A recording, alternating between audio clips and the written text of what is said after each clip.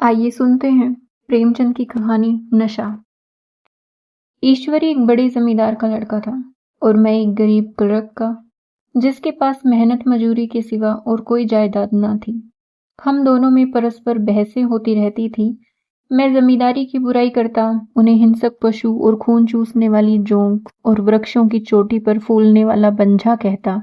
वह जमींदारों का पक्ष लेता, पर स्वभावतः उसका पहलू कुछ कमजोर होता था, क्योंकि उसके पास जमींदारों के अनुकूल कोई दलील न थी। वह कहता कि सभी मनुष्य बराबर नहीं होते, छोटे बड़े हमेशा होते रहते हैं और होते रहेंगे। लचर दलील थी।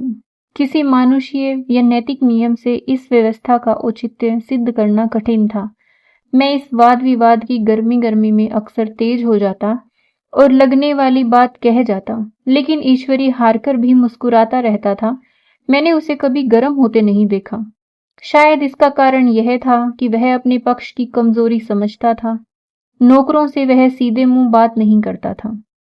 अमीरों में जो एक बेदर्दी और उद्दंडता होती है, उसमें उसे भी प्रचुर भाग मिला था। नौकर ने बिस्तर लगाने में जरा भी देर की, दूध जरूरत से ज्यादा गर्म या ठंडा हुआ, साइकिल अच्छी तरह साफ नहीं हुई, तो वह आपे से बाहर हो जाता। सुस्ती या बदमिजी उसे जरा भी बर्दाश्त न थी, पर दोस्तों से और विशेषकर मुझसे उसका व्यवहार सौहार्द और नम्रता से भरा हुआ होता था। शायद उसकी जगह मैं होता तो मुझ में भी वही कठोरताएं पैदा हो जाती जो उसमें थी, क्योंकि मेरा लोक प्रेम सिद्धांतों पर नहीं, निजी दशाओं पर टिका हुआ था। लेकिन वह मेरी जगह होकर भी शायद अमीर ही रहता, क्योंकि वह प्रकृति से ही विलासी और ऐश्वर्य प्रिय था। अब की दशहरे की छुट्टियों में मैंने निश्चय किया कि घर ना जाऊंगा। मेरे पास किराए के लिए रुपए ना थे और ना घर वालों को तकलीफ देना चाहता था। मैं जानता हूँ वे मुझे जो कुछ देते हैं वह उनकी हैसियत से बहुत ज्यादा है। उसके साथ ही परीक्षा का ख्याल था। अभी बहुत कुछ पढ़ना है। बोर्डिंग हाउस में भूत की तरह अकेले पड़े रहने को भी जी ना चाहता था। इसीलिए जब ईश्वरी ने मुझे अपने घर का न्योता दिया तो मैं बिना आग्रह के राजी हो गया। ईश्वरी के साथ परीक्षा की तैयारी खूब हो जाएगी। वह अमीर होकर भी मेहनती और ज़हीन है। उसने इसके साथ ही कहा, लेकिन भाई एक बात का ख्याल रखना, अगर वहां जमींदारों की निंदा की तो मामला बिगड़ जाएगा और मेरे घर वालों को बुरा लगेगा। वह लोग तो असामियों पर इसी दावे से शासन करते हैं कि ईश्वर ने असामियों को उनकी सेवा के लिए ही पैदा किया है। असामी भी यही समझता है। अगर उसे सुझा दिया जाए कि जमींदार और असामी में कोई मौलिक भेद नहीं है, तो जमींदारी का कहीं पता ना लगे। मैंने कहा, तो क्या तुम समझते हो कि मैं वहां जाकर कुछ और हो जाऊंगा? हाँ, मैं तो यही समझता हूं। तुम गलत समझते हो। ईश्वरी ने इसका कोई जवाब न दिया। कदाचित उसने इस मामले को मेरे विवेक पर छोड़ दिया, और बहुत अच्छा किया। अगर वह अपनी बात पर अड़ता तो मैं भी जिद पकड़ लेता। सेकंड क्लास तो क्या, मैंने कभी इंटर क्लास में भी सफर ना किया था। अब की सेकंड क्लास में सफर का सौभाग्य प्राप्त हुआ। गाड़ी तो 9 बजे रात को आती थी, पर यात्रा के हर्ष में हम शाम को स्टेशन जा पहुंचे। कुछ देर इधर उधर सैर करने के बाद रिफ्रेशमेंट रूम में जाकर हम दोनों ने भोजन किया। मेरी वेशभूषा और रंग ढंग से पारखी खानसामों को यह पहचानने में देर न लगी कि मालिक कौन है और पिछलग्गू कौन। लेकिन ना जाने क्यों मुझे उनकी गुस्ताखी बुरी लग रही थी। पैसे ईश्वरी की जेब से गए। शायद मेरे पिता को जो वेतन मिलता है उससे ज्यादा इन खानसामों को इनाम इकराम में मिल जाता हो। एक अठन्नी तो चलते समय ईश्वरी ही ने दे दी। फिर भी मैं उन सबों को उसी तत्परता और विनय की अपेक्षा करता था जिससे वे ईश्वरी की सेवा कर रहे थे। ईश्वरी के हुक्म पर सब के सब दौड़ते हैं, लेकिन मैं कोई चीज मांगता हूं तो उतना उत्साह नहीं दिखाते। मुझे भोजन में कुछ स्वाद न मिला। यह भेद मेरे ध्यान को संपूर्ण रूप से अपनी ओर खींचे हुए था। गाड़ी आई, हम दोनों सवार हुए। खानसामों ने ईश्वरी को सलाम किया, मेरी ओर देखा भी नहीं। ईश्वरी ने कहा, कितने तमीजदार हैं ये सब। एक हमारे नौकर हैं कि कोई काम करने का ढंग नहीं। मैंने खट्टे मन से कहा, इसी तरह अगर तुम अपने नौकरों को भी 8 आने रोज इनाम दिया करो तो शायद इनसे ज्यादा तमीजदार हो जाएंगे। तो क्या तुम समझते हो यह सब केवल इनाम के लालच से इतना अदब करते हैं? जी नहीं, कदापि नहीं। तमीज और अदब तो इनके रक्त में मिल गया है। गाड़ी चली। डाक थी। प्रयाग से चली तो प्रतापगढ़ जाकर रुकी। एक आदमी ने हमारा कमरा खोला। मैं तुरंत चिल्ला उठा, दूसरा दर्जा है, सेकंड क्लास। उस मुसाफिर ने डिब्बे के अंदर आकर मेरी ओर एक विचित्र उपेक्षा की दृष्टि से देखकर कहा, जी हाँ, सेवक इतना समझता है, और बीच वाले बर्थ पर बैठ गया। मुझे कितनी लज्जा आई, कह नहीं सकता। भोर होते होते हम लोग मुरादाबाद पहुंचे। स्टेशन पर कई आदमी हमारा स्वागत करने के लिए खड़े थे। 2 भद्र पुरुष थे, 5 बेगार। बेगारों ने हमारा लगेज उठाया। दोनों भद्र पुरुष पीछे पीछे चले। एक मुसलमान था, रियासत अली, दूसरा ब्राह्मण था, राम हरक। दोनों ने मेरी ओर अपरिचित नेत्रों से देखा, मानो कह रहे हैं, तुम कोवे होकर हंस के साथ कैसे? रियासत अली ने ईश्वरी से पूछा, यह बाबू साहब क्या आपके साथ पढ़ते हैं? ईश्वरी ने जवाब दिया, हाँ, साथ पढ़ते भी हैं और साथ रहते भी हैं। यूं कहिए कि आपकी बदौलत मैं इलाहाबाद में पड़ा हुआ हूं, नहीं तो कब का लखनऊ आया होता। अब की मैं इन्हीं घसीट लाया। इनके घर से कई तार आ चुके थे, मगर मैंने इनकारी जवाब दिलवा दिए। आखिर तार तो अर्जेंट था, जिसकी फीस 4 आने प्रति शब्द है, पर यहां से भी उसका जवाब इनकारी ही गया। दोनों सज्जनों ने मेरी ओर चकित नेत्रों से देखा, आतंकित हो जाने की चेष्टा करते जान पड़े। रियासत अली ने अर्धशंका के स्वर में कहा, लेकिन आप तो बड़े सादे लिबास में रहते हैं। ईश्वरी ने शंका निवारण की, महात्मा गांधी के भगत हैं साहब, खद्दर के सिवा कुछ पहनते हैं ही नहीं। पुराने सारे कपड़े जला डाले। यूं कहो कि राजा है। 2.5 लाख सालाना की रियासत है, पर आपकी सूरत देखो तो मालूम होता है अभी अनाथालय से पकड़ कर आए हैं। राम हरक बोले, अमीरों का ऐसा स्वभाव बहुत कम देखने को आता है, कोई भांप ही नहीं सकता। रियासत अली ने समर्थन किया, आपने महाराजा चांगली को देखा होता तो दांतों तले उंगली दबाते। एक गाड़ी की मिर्जई और चमरोदे जूते पहने बाजारों में घुमा करते थे। सुनते हैं एक बार बिगार में पकड़े गए थे और उन्हीं ने 10 लाख के कॉलेज खोल दिया। मैं मन में कटा जा रहा था, पर ना जाने क्या बात थी कि यह सफेद झूठ उस वक्त मुझे हास्यास्पद न जान पड़ा। उसके प्रत्येक वाक्य के साथ मानो मैं उस कल्पित वैभव के समीपतर आता जाता था। मैं शहरवासी नहीं हूँ। हाँ, लड़कपन में कई बार लद्दू घोड़ों पर सवार हुआ हूँ। यहाँ देखा तो 2 कलारास घोड़े हमारे लिए तैयार खड़े थे। मेरी तो जान ही निकल गई। सवार तो हुआ, पर बोटियां कांप रही थी। मैंने चेहरे पर शिकन ना पड़ने दी। घोड़े को ईश्वरी के पीछे डाल दिया। खैरियत यह हुई कि ईश्वरी ने घोड़े को तेज ना किया, वरना शायद मैं हाथ पैर तुड़वा कर लौटता। संभव है ईश्वरी ने समझ लिया हो कि यह कितने पानी में है। ईश्वरी का घर क्या था, किला था।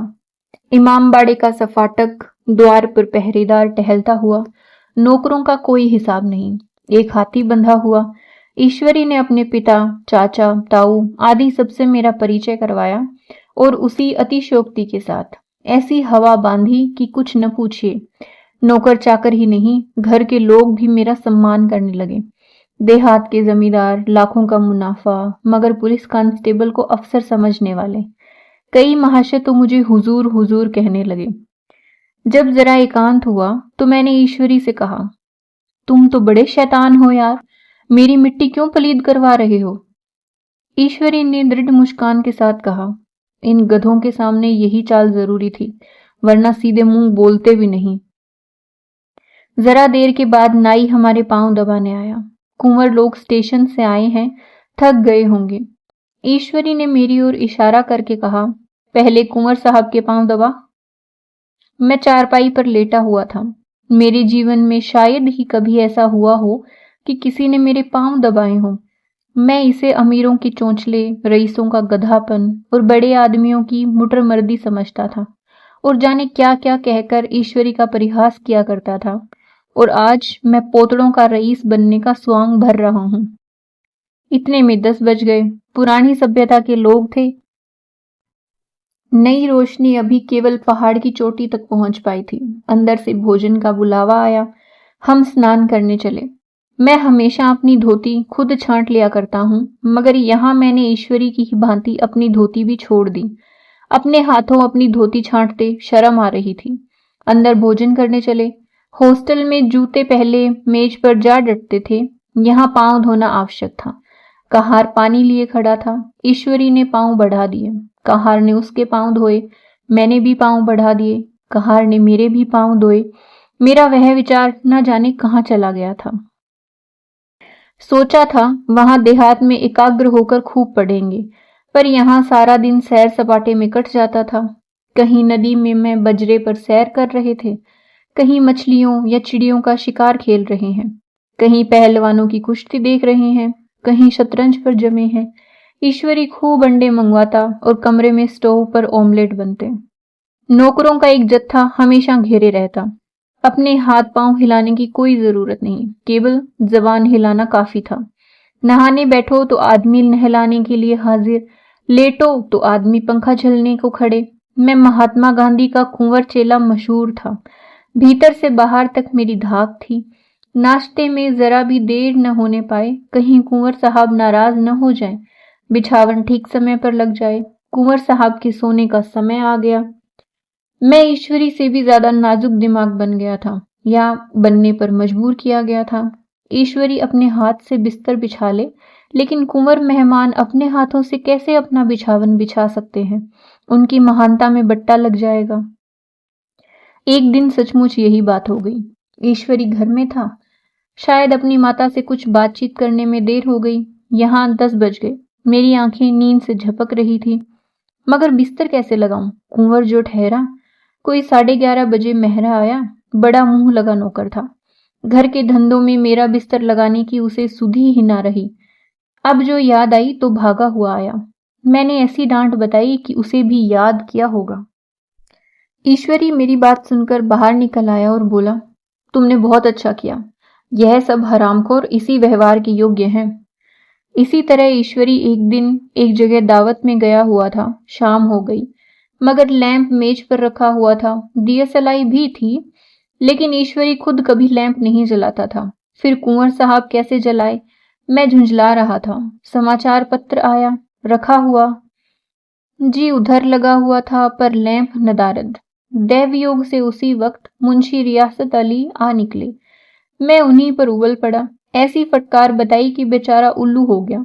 तुम लोगों को इतनी फिक्र भी नहीं कि लैंप तो जलवा दो? मालूम नहीं है ऐसे कामचोर आदमियों का यहाँ कैसे गुजर होता है। मेरे यहाँ घंटे भर निर्वाह ना होगा। रियासत अली ने कांपते हुए हाथों से लैंप जला दिया। वहां एक ठाकुर अक्सर आया करता था। कुछ मनचला आदमी था, महात्मा गांधी का परम भक्त। मुझे महात्मा जी का चेला समझकर मेरा बड़ा लिहाज करता था, पर मुझसे कुछ पूछते संकोच करता था। एक दिन मुझे अकेला देखकर आया और हाथ बांधकर बोला, सरकार तो गांधी बाबा के चेले हैं ना। लोग कहते हैं कि यहाँ सुराज हो जाएगा तो जमींदार ना रहेंगे। मैंने शान जमाई, जमींदारों के रहने की जरूरत ही क्या है? यह लोग गरीबों का खून चूसने के सिवा और क्या करते हैं? ठाकुर ने फिर पूछा, तो क्यों? सरकार सब जमींदारों की जमीन छीन ली जाएगी? मैंने कहा, बहुत से लोग खुशी से दे देंगे, जो लोग खुशी से ना देंगे उनकी जमीन छीननी ही पड़ेगी। हम लोग तो तैयार बैठे हुए हैं, जो ही स्वराज्य हुआ अपने इलाके के असामियों के नाम हिब्बा कर देंगे। मैं कुर्सी पर पांव लटकाए बैठा था। ठाकुर मेरे पांव दबाने लगा, फिर बोला, आजकल जमींदार लोग बड़ा जुल्म करते हैं सरकार।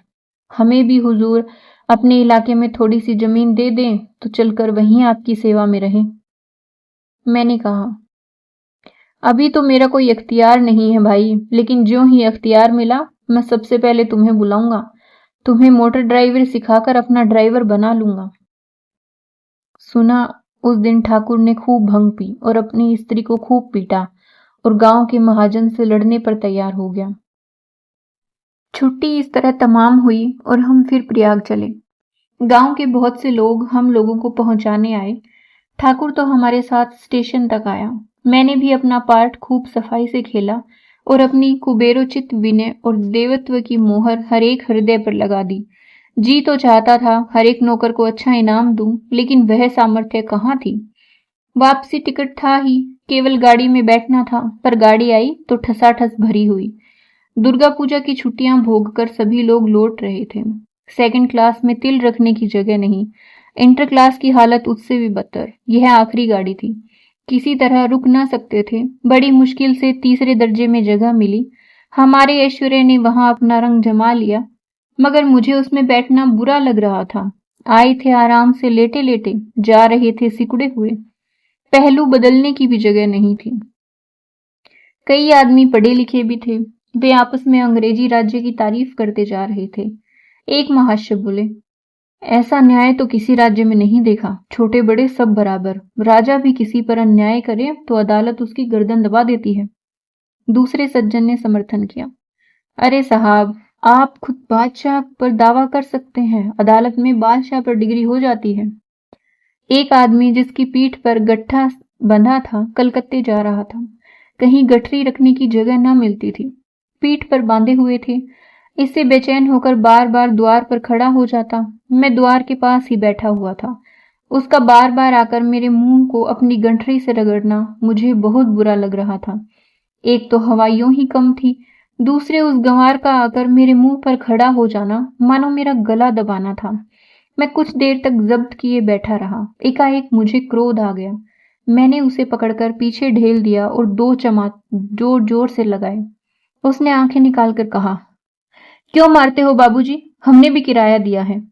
मैंने उठकर 2-3 तमाचे और जड़ दिए। गाड़ी में तूफान आ गया। चारों ओर से मुझ पर बौछारें पड़ने लगी। अगर इतने नाजुक मिजाज हो तो अव्वल दर्जे में क्यों नहीं बैठे? कोई बड़ा आदमी होगा तो अपने घर का होगा। मुझे इस तरह मारते तो दिखा देता। क्या कसूर था इस बेचारे का? गाड़ी में सांस लेने की जगह नहीं, खिड़की पर जरा सांस लेने खड़ा हो गया तो उस पर इतना क्रोध। अमीर होकर के आदमी अपनी इंसानियत बिल्कुल खो देता है।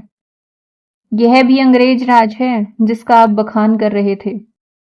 एक ग्रामीण बोला, दफरतन माँ घुसन तो पावत नहीं, उस पर इतना मिजाज। ईश्वरी ने अंग्रेजी में कहा, what an idiot you are. तुम कितने मूर्ख हो। और मेरा नशा अब कुछ कुछ उतरता हुआ मालूम होता था।